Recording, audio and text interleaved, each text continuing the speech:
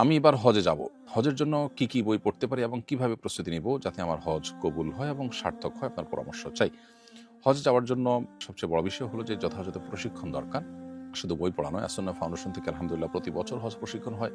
এবছর ইনশাল্লাহ যথারীতি হজ প্রশিক্ষণের ব্যবস্থা আমাদের আছে এবং যথাযথ উপায়ে আপনি নিবন্ধন করে কোনো পয়সা করে খরচ করা ছাড়াই হজের ট্রেনিং নিতে পারেন। এছাড়া হজের জন্য যে সমস্ত বইগুলো আপনার আধ্যাত্মিক প্রস্তুতিতে সাহায্য করবে, এর ভিতরে মোহাম্মদ মেজবার একটি বই আছে, বাইতুল্লাহ মুসাফির ডক্টর আব্দুল্লাহ জাহাঙ্গীর রহমাহুল্লাহর একটি বই আছে ছোট হজের প্রস্তুতির জন্য, সেটা আপনি পড়তে পারেন। আর এর বাইরে বিভিন্ন ওলামা ইকরামের লেকচার আছে, সেগুলো শুনতে পারেন। আর শরঈ দৃষ্টিকোণ থেকে হজের মাসআলা এগুলো জানার জন্য অনেক ওলামা ইকরামের বই আছে, যে বইটি আপনার কাছে ভালো মনে হয়, কারণ এক একটার কলেবর এক এক রকম, সেই বই আপনি আপনার সাথে রাখতে পারেন। আমরা আসন্না ফাউন্ডেশন থেকে ছোট একটি লিফলেট করেছি হজের গাইড হিসাবে, সেটাও আপনার জন্য সহায়ক হবে ইনশাআল্লাহ তাআলা। এবছর আমি হজে যাব। আমার মুখ থেকে মাঝে মধ্যে অনেক দুর্গন্ধ বের হয়।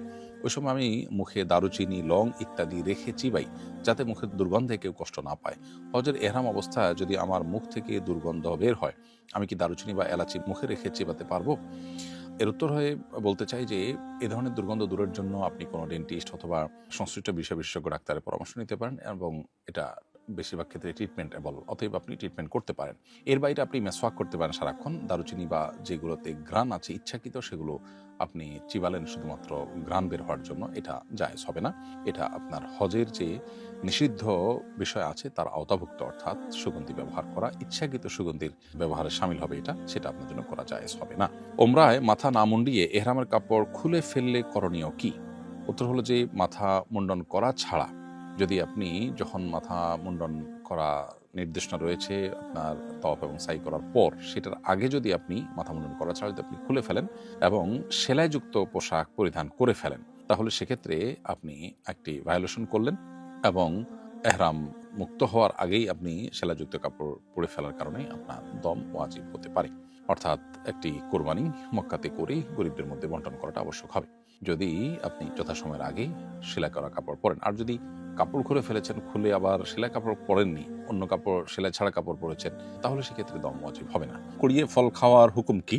অনেক সময় রাস্তার পাশে সরকারি কিংবা ব্যক্তি মালিকানাধীন গাছের ফল পড়ে থাকে, সেগুলো কুড়িয়ে খেলে গুনাহ হবে কিনা?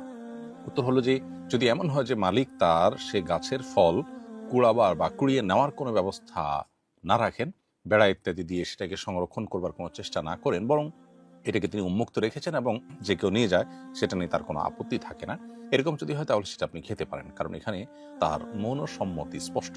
আর যদি সেরকমটি না হয়, বরং তিনি নেওয়ার চেষ্টা করেন, নেওয়ার ব্যবস্থা আছে, তাহলে সেটা আপনার নেওয়ার সুযোগ থাকলেও নেওয়াটা আপনার জন্য জায়েজ হবে না, কারণ তিনি এটা নিচ্ছেন, নেওয়ার ব্যবস্থা রেখেছেন এবং বেড়া ইত্যাদি দিয়েছেন, তার মানে হলো তিনি এটা সংরক্ষণ করতে চাইছেন, অতএব সেটা আপনার গ্রহণ করা বা নেওয়া জায়েজ হবে না। এটা সরকারি বা ব্যক্তি মালিকানাধীন উভয় গাছের ক্ষেত্রে প্রযোজ্য। নষ্ট হয়, পড়ে থাকে, নেওয়ার কোনো পদ্ধতি নেই, বরং মনের সম্মতি বোঝা যায় যে এখানে কর্তৃপক্ষ মূলত কেউ নিলেও তার জন্য কোনো আপত্তি তাদের নেই, সেরকমটি আপনি গ্রহণ করতে পারেন। সকালে দাঁত তুলেছি, দাঁত থেকে ক্রমাগত রক্ত ঝরছে, এখন নামাজ কিভাবে পড়ব? অনবরত যদি পড়তেই থাকে এবং পুরো ওয়াক্তের মধ্যে কখনোই এটা না থামে, বরং বিরতিহীনভাবে পড়তে থাকে, তাহলে আপনি ওযু করে ওই অবস্থায় আপনার নামাজ পড়ে ফেলবেন, কোনো অসুবিধা নামাজ হয়ে যাবে। আর যদি অপেক্ষা করলে কিছুক্ষণ পর থামবে বলে মনে হয়, তাহলে থামা পর্যন্ত অপেক্ষা করে তারপর আপনি নামাজ পড়বেন। দুই খুতবার মাঝখানের সময় পড়ার জন্য বিশেষ কোনো দোয়া আছে কিনা? না, বিশেষ কোনো দোয়া নেই। অনেক ফকিদের মতে এটা দোয়া কবুলের সময় মনে মনে দোয়া করবে, আর বিশুদ্ধ মত অনুযায়ী এটা নীরব থাকার সময়। কখনো কখনো ইস্তেগফার করার জন্য ইমাম সাহেব, খতিব সাহেব খুতবাতে আহ্বান করে থাকেন, অতএব মনে মনে আপনি ইস্তেগফার করতে পারেন। তো আমার পালিত একটি বন্ধা ছাগল আছে, যা কখনো বাচ্চা দেয়নি। আমি নিয়ত করে সামনের কোরবানির ঈদে এটি কোরবানি দেব। প্রজনন অক্ষম ছাগল কোরবানি দিলে কোরবানি হবে কিনা? এই প্রশ্ন উত্তর হলো যে পালিত বন্ধা ছাগল যেটা কখনো বাচ্চা হয়নি সেটা আপনি যদি কোরবানি দিতে চান তাহলে সেক্ষেত্রে কোরবানি বিশুদ্ধ হবে। কোরবানি বিশুদ্ধ হওয়ার জন্য প্রজননে সক্ষম এরকম হওয়াটা কোনো শর্ত নয়, বিধায় এ ধরনের ছাগল তার বয়স যদি যথাযথ বয়স হয়ে থাকে তাহলে তা দিয়ে আপনি কোরবানি দিতে পারেন এবং আকিকাও দিতে পারবেন। আমি আগে শরীরে ট্যাটু করিয়েছিলাম, এখন ভুল বুঝতে পেরেছি, রিমুভের চেষ্টা করছি, আমার উমরার ফ্লাইট ঠিক হয়েছে, এমত অবস্থায় শরীরে ট্যাটু নিয়ে উমরা পালন করলে উমরা সহি হবে কি না? প্রিয় দর্শক, প্রথম কথা হলো যে ট্যাটু যেটি আপনি শরীরে লাগিয়েছেন এটির ফলে অজু বা গোসলের পানি আপনার ত্বকে মিশবে না। আমরা কিছু কিছু কোম্পানিকে দেখেছি তারা ট্যাটু করলে অজু গোসলে কোনো অসুবিধা হয় না এরকম কথা তারা প্রচার করছেন। এটি মূলত ভুল।